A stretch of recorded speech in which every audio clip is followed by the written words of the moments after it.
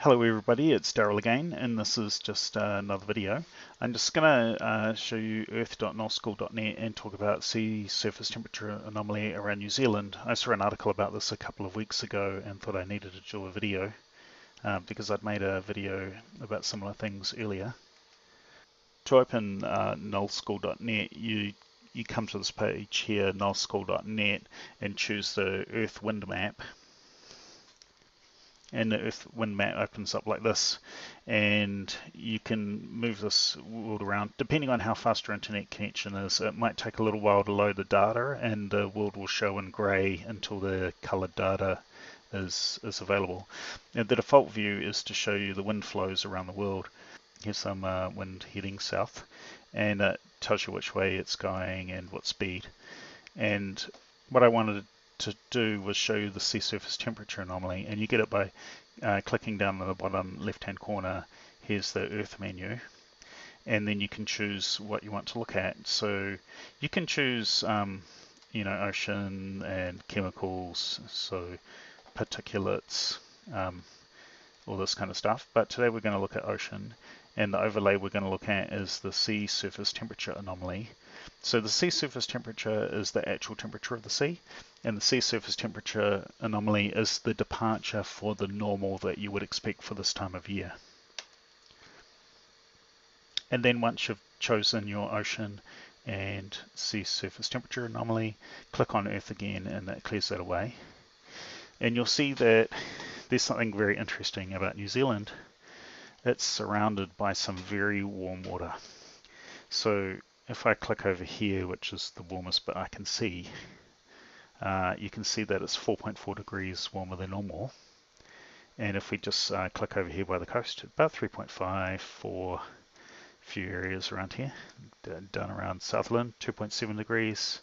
Off the coast from Otago and Canterbury, 2.5, 3, 3.6, 3.3, Cook Strait, but cooler, 1.8, but still warmer than normal up by Napier and Hastings as well, a couple of degrees warmer than normal, and up around Auckland, 2 or 2.5 degrees warmer than normal, same around Whangarei and those areas, Dargaville.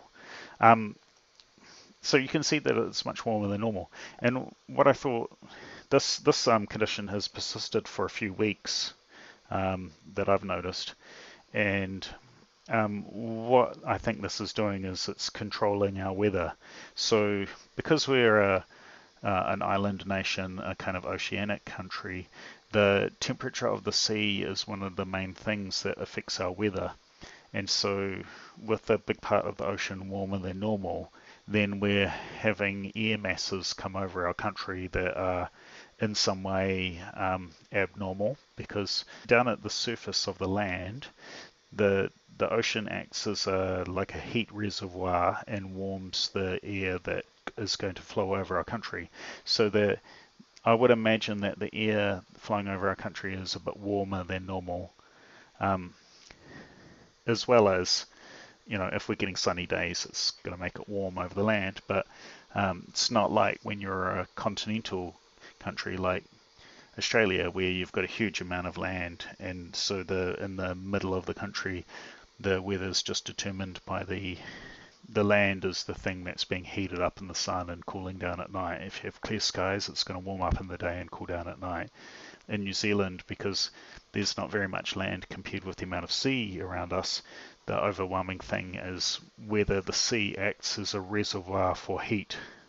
And I think in this case it probably is. So I'm not a climatologist. You want to refer to experts, but it's just interesting. So this is what I think is sort of happening with the weather at the moment, compared with when I was a little kid. When I was a really little kid, I remember the Decembers being hot and sunny during the day. I think the mornings could have been cool, which of course is going to be cool in the morning, that's normal. And then because we had a lot of sunny days in December, the afternoons would get quite hot. And so the weather that we've been experiencing this summer, to me, seems more like the weather that we had when I was a kid. And I don't really know what the sea surface temperature anomaly was when I was a kid, because there wasn't any, this sort of data wasn't like easily available for people. Uh, but, I've asked a few people, who remember the early 80s or maybe bits of the 70s, what the Decembers were like, and in a lot of cases they seem to be sunny. Um, it depends where you live in the country. I used to live just down here in the Haraphanua, and just in this area. So, that's what I remember from when I was a kid. Here we get to the point of the main thing I wanted to say in this video, is that this change to the sea temperature around our country is a real life simulation of the changes that you can expect to see from climate change. So at the moment, we have some things happening in our country which are a little bit problematic. So I hear that quite a few places are running quite low on water. Rivers are running much drier than normal for this time of year, and reservoirs are running short of water. And in Lake Taupo, I understand there's an algal bloom, which is, as far as I understand, is possibly something to do with the water in the lake being a little bit warmer, or it could be that it's caused by flow changes. I don't know. I'm hypothesizing there on what's caused that. But what this is a real life example of simulation of what you can expect to see in climate change. A few degrees of temperature change in the ocean around our country has caused the weather to be a little bit different than most of the Decembers from what I feel in the last 20 years. So that's the point that I wanted to point out in this today. So if this happened over the whole world and there was a 3.5 degree temperature increase in the whole ocean of the whole world, you would have these sorts of effects happening in many countries. So in a lot of places there'll be problems with getting water and growing crops and supplying food, storm changes, that kind of thing. All of those things are quite big impacts, and just a few degrees difference seems to make quite a lot of difference. So if our weather pattern has changed to a kind of a strange tropical weather pattern with only a few degrees of temperature rise, this is stuff that we have to be very careful about and have to take very seriously. So that's the message that I'm trying to get across to people in this video today. Building new reservoirs and flood control, and changing our land usage. These things are all expensive, and they affect our quality of life and also our economy. We might end up spending money on flood control or reservoirs that we could otherwise be spending on education or medical or some other things. So that's the message I wanted to get across today, that small changes in temperature cause big effects to how we live. I've noticed quite a few days in the last few weeks that I've been getting these alerts that say there's going to be afternoon thunderstorms. And a couple of weeks ago when I was driving in Dannevirke, there was a afternoon thunderstorm. Just as I drove into Dannevirke, it started pouring with rain amazingly, and in just a few minutes all the gutters were filled up with water and the streets were starting to flood over. Some of the streets, the water was pretty deep, maybe 15 centimeters deep. What's that, 5 inches or something, as deep as the concrete curb is on the gutter. And in fact, in quite a few places, the footpaths were starting to flood over, and the lawn verges in front of people's properties were starting to flood over. And after a few minutes, I heard the fire brigade siren go, and the fire brigade got out and were pumping out or helping to prevent water from flooding some shops on the main street. I think that was the case. There were either offices or shops. and yeah, there's suddenly quite a lot going on with just a massive downpour of rain, and it's just like a tropical burst of rain that in most places that would be, in places like tropical countries that would be fine, you'd have drainage for that. And although it does rain a lot in New Zealand and we do have good drainage, it was just such a sudden burst of rain that that happened. And then I think after that, it probably just stopped about as quickly as it started. When I started driving down the road, I had to negotiate a few flooded roads for a few blocks. But then once I got back onto the highway, just a few minutes out of town, it was like it had never happened there. So the localized downpours of rain, just one of those things that happens.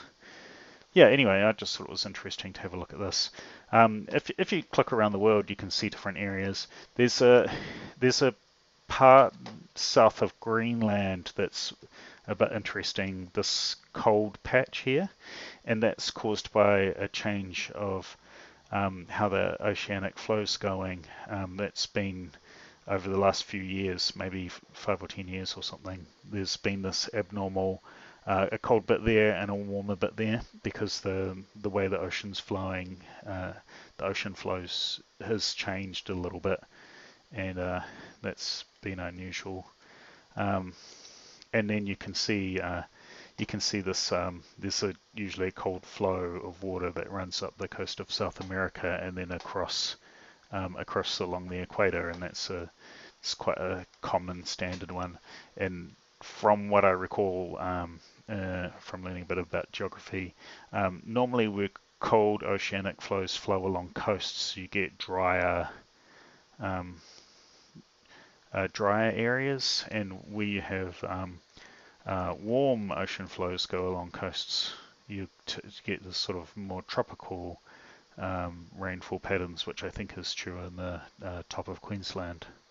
And again, cooler bit on Western Australia. Western Australia is fairly deserty, so I think that works. But remember, this is the sea surface temperature anomaly compared with normal, and so this is pointing out the areas that are abnormal currently. But it could be that under a global warming scenario, some places, because the ocean flows change, some places will have uh, persistent changes to their oceanic flows. So if you get a lot of water that comes from a Arctic or Antarctic area, then those flows will be cold compared with regular flows. Yeah, so this is an interesting tool. Anybody can have a look at it. You can go in Earth, have a look at some other things. I always think that things like chemicals, interesting view. You can look at the carbon dioxide in the atmosphere. So here we go, here's a map of the world by carbon dioxide. The dark places is where there's low carbon dioxide, and the light places is where there's high carbon dioxide. So you can see nice little bits of forest in New Zealand absorbing carbon dioxide. It's quite foresty around these areas. And yeah, that's quite interesting. Australia, burn a bit of fossil fuels for their power. I think it's quite forested up here. You can see these tropical forests are absorbing the carbon dioxide, so they're lower. It's quite foresty all through here as well. Quite industrial in the East Asia, and if you go onto North America, yeah, it's winter at the moment, so the burning coal and stuff to make power. You can see some quite. I think that's where Los Angeles is. It's quite extreme high there in carbon dioxide. Oh, they've got those fires going on. That's right. So they've got the fires, and that will be making a lot of carbon dioxide. That fire, I thought I saw an article that said it was like 6 times the size of San Francisco, the fire. So you can see that kind of thing. Maybe if we get a different chemical, we might be able to see. I think carbon monoxide is common in forest fires, just from memory. So if we have a look at that, yeah, there you go. You can see those forest fires there, producing these huge amounts of carbon monoxide. Oh my goodness, it's like 50 times the regular amount. So you can see that. So you can spot things. Sometimes forest fires or volcanoes. This is probably just industrial China there, producing that carbon monoxide, and might be able to look at particulates, see if that shows us anything interesting.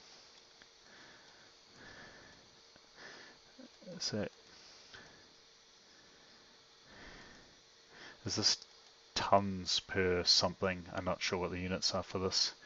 Is it dusty over the desert? That makes sense. And what else could be interesting?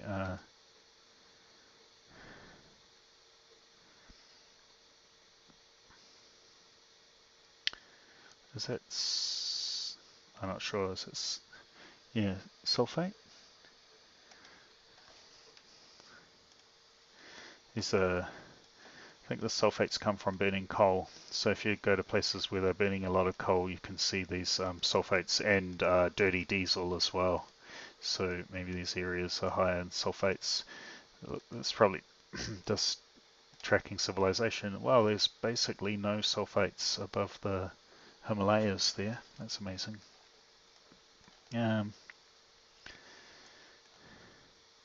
So yeah, a lot of Western countries have got that sulfate under control, but still be a bit of diesel and stuff going on in America there. Maybe this just is really showing you where a lot of coal is being burned. I wonder if there's a lot of coal being burned there. Also, it can show you where volcanoes are. Yeah, anyway, a bit of a digressing quite a lot. You can see a flow coming off the off Australia there.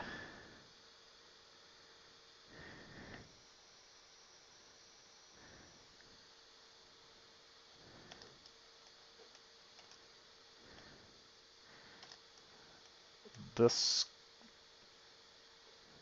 not quite sure why there's so much there. Oh well, thanks for watching. Please like, subscribe, and comment.